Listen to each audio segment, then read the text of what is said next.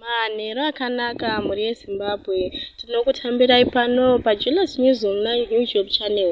Uri musi wechipiri 19 Chikunguru 2022. Apo patinenge tichikuverengerai zvaswera zvichiitika mumapepanhau mururimi rweChiShona.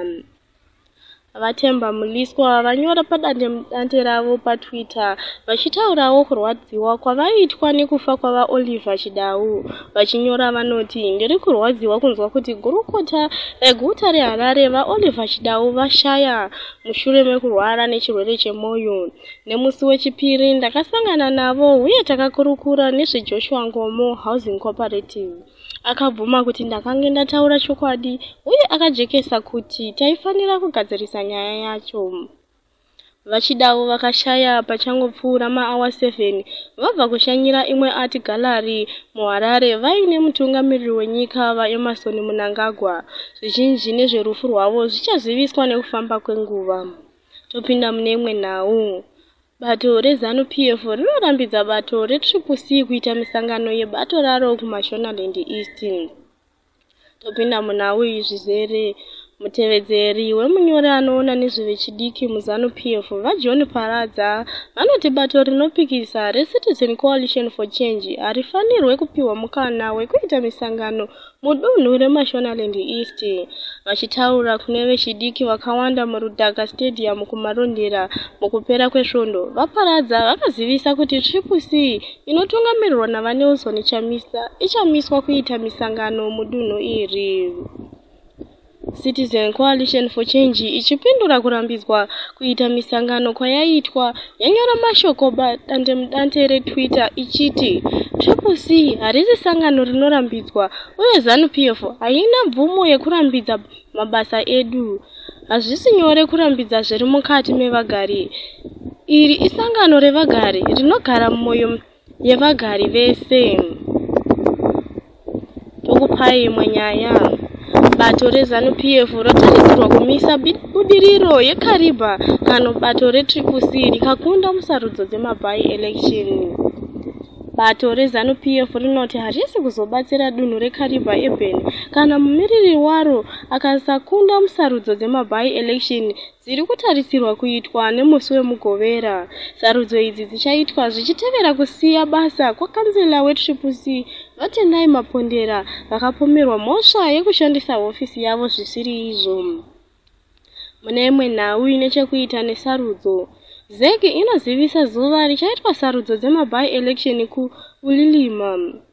Komisheni inoona nezvesarudzo yeZimbabwe Electoral Commission ZEC yazivisa kuti sarudzo dzemabai election dzematunhu eUlilima Rural District Council wards 1, 14 ne16 dzichaitwa musi wa3 Gunyana 2022. Zvinzvimbo izvi zvakashama nekuda kusiya basa kwemakanzela emawadhi 1 ne14 uye kufa kwemumiriri wewadi 16. Chiziviso chaonekwa nePindula News chinoti nomination court ichagara musi wa2 Nyamavhuvhu. Tokupai imwe nhau. VaHope Uching'ono voyambira makanzela eCCC. VaHope Uching'ono nhasi vakurudzira makansela ebato re-CCC kuti vagadzirise unhu hwavo. Vawanikwe vachikurudzira vechidiki kunyoresa kuvhota pamwe nekuenda kumaruwa. Vachinyora paTwitter pavo vati vachahwina zvigaro zvemumadhorobha nemawadhi emumadhorobha asi vaine mibayiro midiki kusarudzo dzemutungamiriri wenyika kana kuti presidential election. Kana chamisa akasaita zvine ukasha anorasikirwa nekuda kwekukundikana kwechikwata chake. Tobata bepa reSunday Mail. Mitengo yemafuta edzimotokari inodzika. Bazi reZera rinozivisa nezvekudzika kwemitengo yemafuta edzimotokari ne0.06 cents. Mumari yekuAmerica mafuta edzimotokari achatengeswa nemari inotevera. Dhiziri rava kuita $80 cents parita kubva pa$85 cents. Petrol yava kuita $85.